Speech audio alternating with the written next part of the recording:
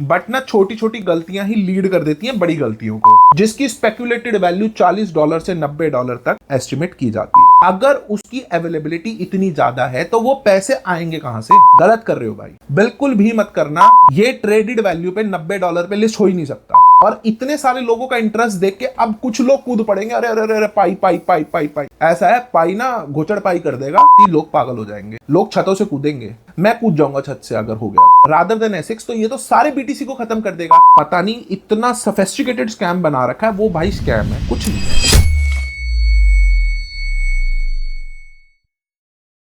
नमस्कार प्यारे दोस्तों, स्वागत है आपका बीजीसी माइनर्स में। तो गाइज देखो, जैसे सारे क्लाइंट्स को मैं यही अपडेट करता था कि भाई मुझे कॉल कर लिया करो, अगर तुम्हें कोई भी प्रॉब्लम आए अपनी बुद्धि मत चलाया करो, है ना। मतलब बोलने में बुरा लग जाता है कि भाई अपनी बुद्धि मत चलाया करो, बट ना छोटी छोटी गलतियां ही लीड कर देती हैं बड़ी गलतियों को। तो बहुत सारे डिसीजन होते हैं रिगार्डिंग पे आउट मैकेनिज्म। भाई आपके लिए हर चीज का सॉल्यूशन हमने कर रखा है, ठीक है। और भाई मैं इस इंडस्ट्री का हूं तो मैं बेटर लीड कर पाऊंगा आपको कि भाई आप अगर कोई ऐसा काम भी है जो आपका नहीं हो पा रहा है तो उसके अंदर मैं बेटर लीड कर पाऊंगा कि आप इस पाथवे पे जाओ। तो भाई इसी कंटेक्स्ट के अंदर बहुत सारी चीजें होती थी, जैसे भाई कम से भी कम 50-60 बंदों के फोन आ गए मुझे पाई को लेके, ठीक है। तो एक ही बात मुझे बार बार रिपीट करनी पड़ती है, ठीक है। और मना मैं कर नहीं सकता किसी क्लाइंट को, और उसका फोन ना उठाऊं तो और प्रॉब्लम। और भाई उसको कोई अपडेट ना हो, जैसे पाई के लिए मेरे बहुत खास मित्र हैं, क्लाइंट भी हैं, ठीक है। उनका फोन आया हुआ, भैया ऐसे पाई में एक्सचेंज वैल्यू आ रही है, इतने में कर लूं क्या?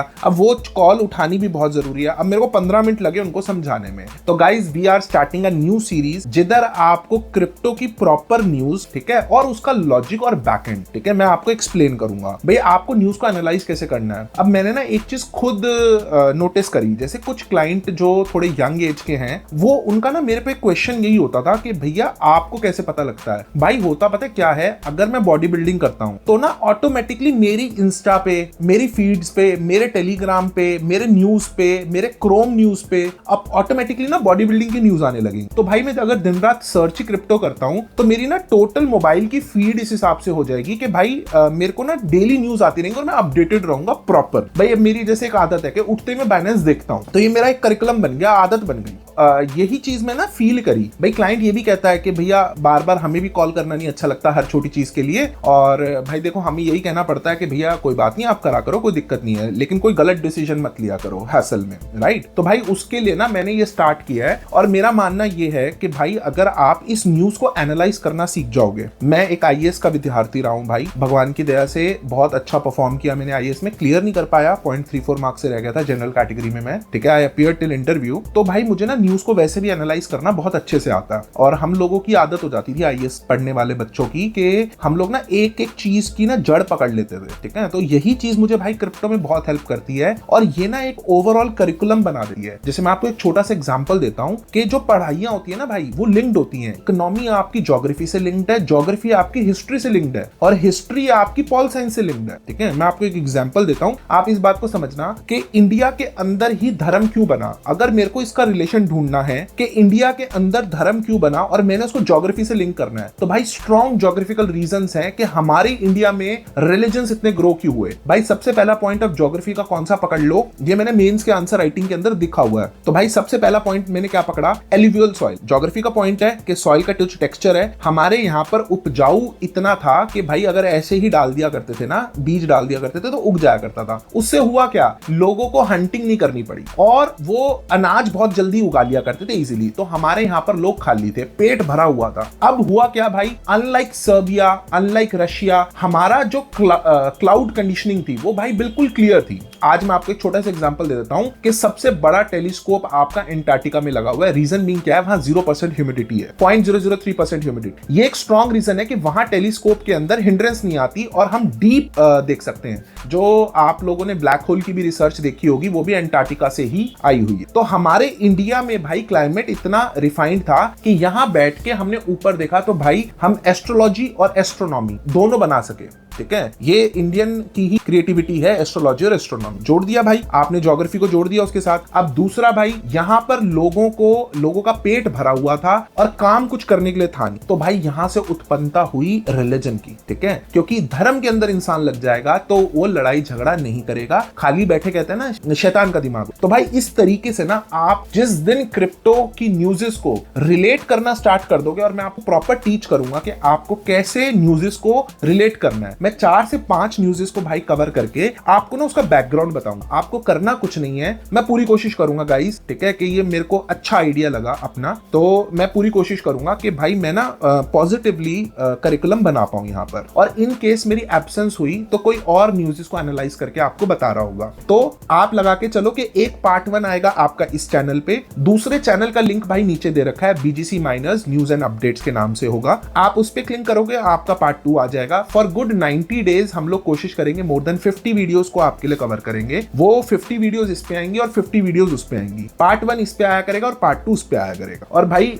मेरा मानना है कि 100 दिन आप इन न्यूज को एनालिसिस को समझ जाओगे ना, फिर आपके दिमाग में कोई भी न्यूज आएगी ना तो आपकी बुद्धि उस तरीके से चलने स्टार्ट हो जाएगी। वही आपका भाई इन्वेस्टर माइंडसेट होता है, ठीक है। और हम लोग गलती क्यों नहीं करते? गलती हम भी करते हैं। अब हमसे इतनी गलतियां क्यों नहीं होती भाई? हम जैसे मेरी मम्मी बोल देती है कई बार कि बेटे मैंने ना धूप में नहीं सुखाई, मैंने 50 दिवालियां खाई हैं। मतलब कि उनको 50 साल का एक्सपीरियंस है फॉर द सोशल लाइफ, कि सोसाइटी में क्या होता है क्या नहीं होता है उस चीजों का। तो क्रिप्टो के अंदर भाई 7 दिवाली हमने भी खाई है। तो भाई मैं अब आपको सिखाना स्टार्ट करता हूं। सबसे पहली न्यूज है भाई आपका पाई की करेंसी का लॉन्च। कम से कम 60 कॉलें रिसीव हुई मुझे। तो भाई पाई लॉन्च हो रहा है। पाई क्या है भाई? पाई एक मोबाइल माइनिंग के ऊपर टोकन है जिसकी स्पेक्युलेटेड वैल्यू $40 से $90 तक एस्टिमेट की जाती है। गलती से अगर पाई लॉन्च हो गया तो लोग रातों रात खरबोपति बन जाएंगे। ये तो आपकी न्यूज है, लेकिन अब इसके अंदर अपना लॉजिक लगाओ भाई। पैसा लिमिटेड होता है मार्केट के अंदर, और अगर आपकी जेब में पैसा आ रहा है और आपके पास 1 लाख पाई कॉइन पड़े हैं, तो अगर हम उसकी $50 की भी वैल्यू लगाते हैं तो आपके पास $50 लाख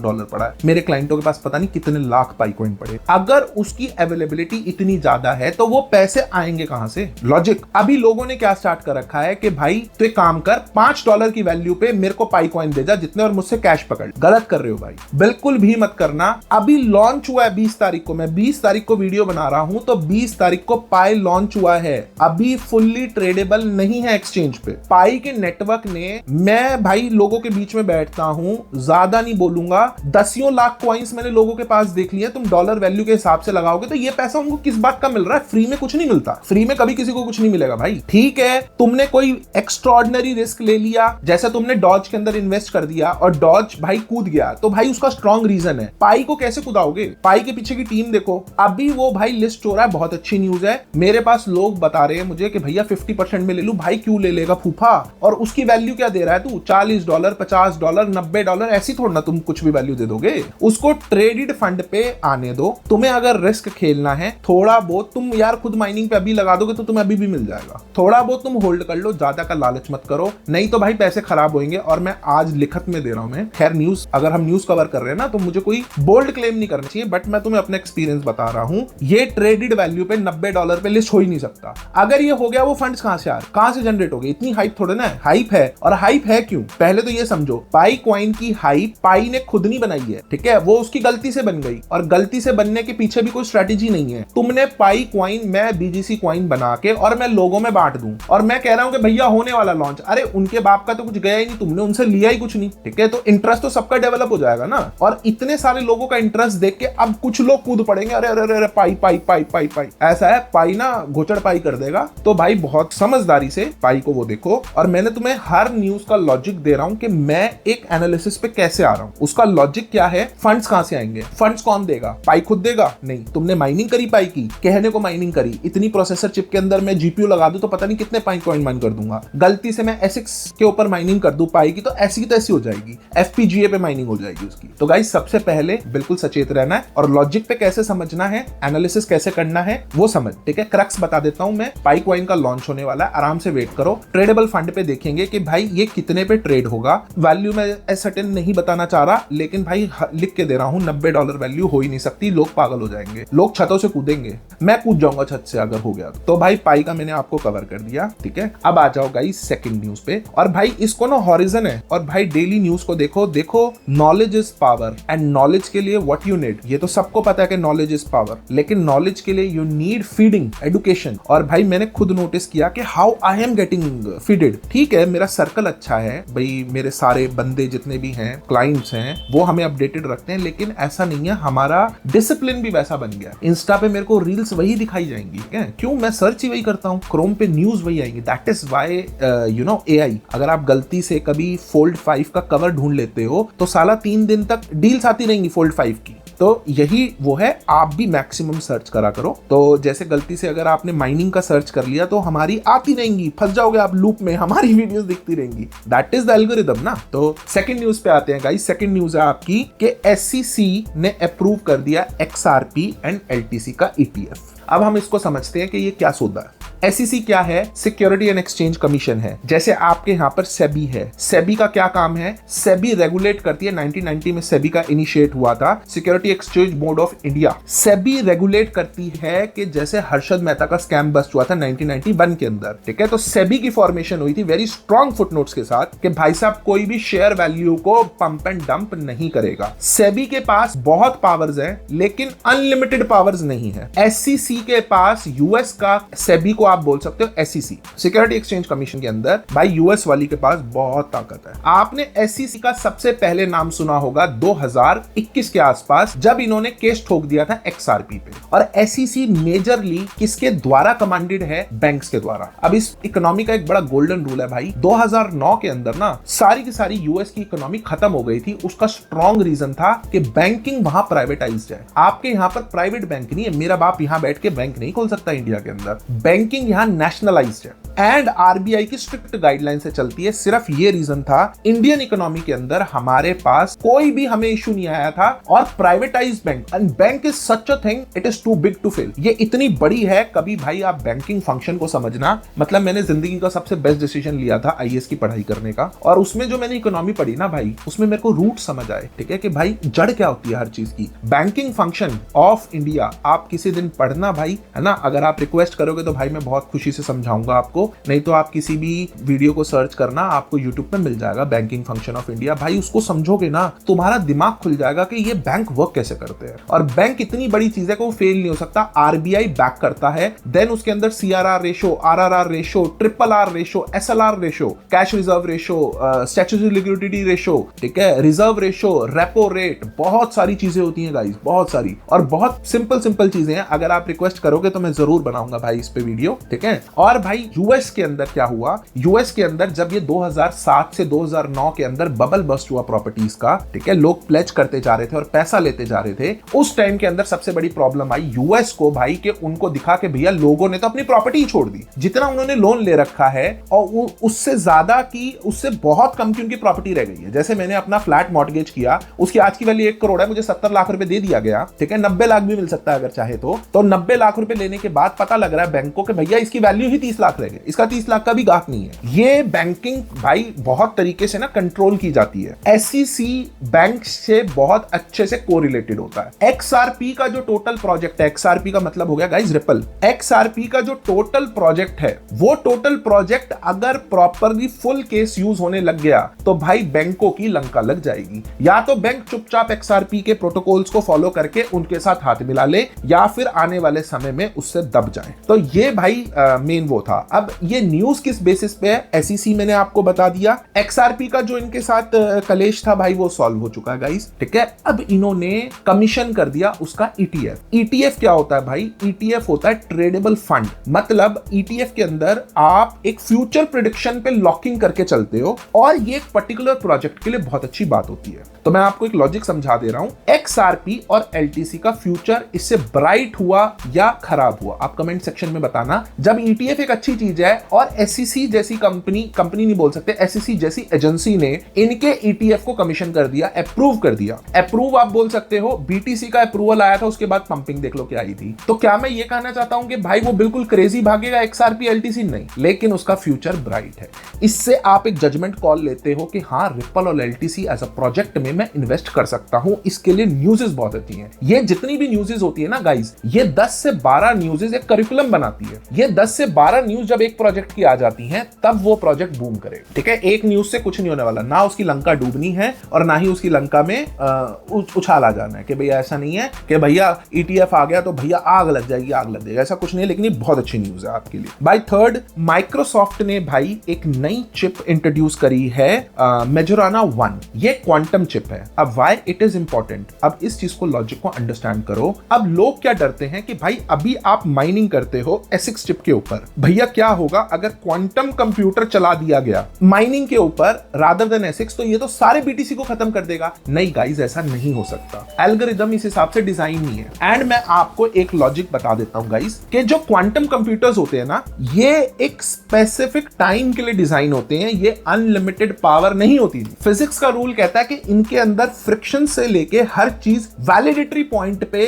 इनकी एक लाइफ होगी। जैसे मैं आपको एग्जांपल देता हूं, आज से 50-60 साल पहले, ठीक है, बल्ब आते थे जो 100 घंटे चलते थे। वो 100 घंटे के बाद फूकेगा ही फूकेगा, आपको नई रिप्लेसमेंट लानी है क्योंकि उसका फिलामेंट इस हिसाब से होता है। सिमिलरली क्वांटम कंप्यूटिंग के अंदर वो, मैं ये नहीं कह रहा कि 100 घंटे चलेगा, बट वो एक लिमिटेड समय तक चलेगा, उसके बाद वो एग्जॉस्ट हो जाएगा। तो इस लॉजिक को समझते हुए आपको ये पता लग गया कि उसकी पर घंटे की एक डेप्रिशिएटिंग कॉस्ट है। तो आज के समय में, आज के बिटकॉइन के प्राइस पे आप क्वांट कंप्यूटर्स को, सुपर डुपर कंप्यूटर्स को, वैसे इसको सुपर कंप्यूटर्स बोल देते हैं, अब आप इसको क्वांट कंप्यूटर्स बोल दो, क्वांट कंप्यूटर्स को आप रन नहीं कर सकते। ठीक है जी, क्वांट कंप्यूटर्स को आप रन नहीं कर पाओगे बिटकॉइन माइनिंग के अंदर, बट डेफिनेटली जैसे ही, और भाई माइनिंग एक बहुत बड़ी फील्ड है, बट हम लोगों के लिए बड़ी है। ठीक है, लोग ना इनसे बहुत आगे पहुंच चुके हैं। ठीक है, माइनिंग में धंधा है, मैं मना नहीं कर रहा हूं, लेकिन इससे बहुत बड़े बड़े धंधे हमने देखे हुए हैं। तो अगर कोई बंदा AI से और क्वांट कंप्यूटर से काम कर रहा है और उसके पास उसकी एक्सेस है,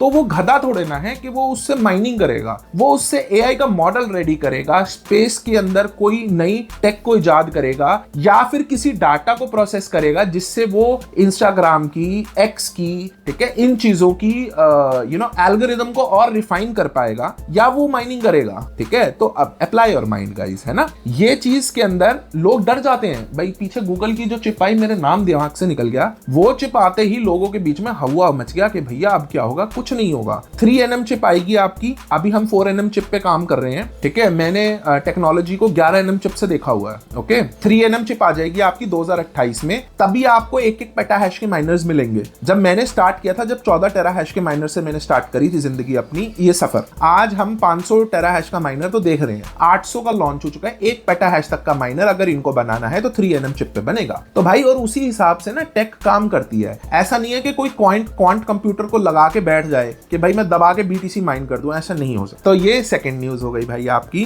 थर्ड भाई, हांगकांग ने एक एस्पायर करके, ठीक है, हांगकांग ने एक एस्पायर करके एक प्रोटोकॉल रेडी किया है फॉर सस्टेनेबल लिक्विडिटी। ठीक है, तो Hong Kong as a country for future crypto का एक ग्लोबल हब बनने वाली है। कंट्री वाइज भाई बहुत स्टडी किया करो, कौन सी कंट्री वो दे रही है। अभी हम वारा लाइसेंस ले रहे हैं रसल खेमा में। रसल खेमा बेसिकली क्या है, अबू धाबी हो गया, दुबई हो गया, ठीक है, रसल खेमा हो गया, ये सारे मिलके ना यूनाइटेड वो UAE बनता है आपका। तो ये 5 मिलके एक बनाते हैं। तो रसल खेमा में सबसे अच्छी लाइसेंसिंग है गाइस। तो मैं उधर माइनिंग के लिए ही प्रोजेक्ट लगा रहा हूं, और वहां पर हमारा एक CUSDT करके भी एक नया प्रोजेक्ट आ रहा है, कंप्लायंट USDT स्टेबल कॉइन का। तो हम वहां पर से सारी लाइसेंसिंग इशू करा रहे हैं। लेकिन मुझे क्या पता कि भाई अबू धाबी से बन रहा है। डेफिनेटली मैं 2-4 कॉल्स मारूंगा तो मुझे पता लग जाएगा कि भैया कौन सी कंट्री प्रेफरेबल है। लेकिन आपको पता होना चाहिए कि कौन सी कंट्री प्रेफरेबल है। लोग क्या करते हैं, सीधा सर्च करते हैं कि भैया कहां पर मैं माइनिंग सबसे सस्ती कर सकता हूं, इलेक्ट्रिसिटी सबसे सस्ती कहां पर है।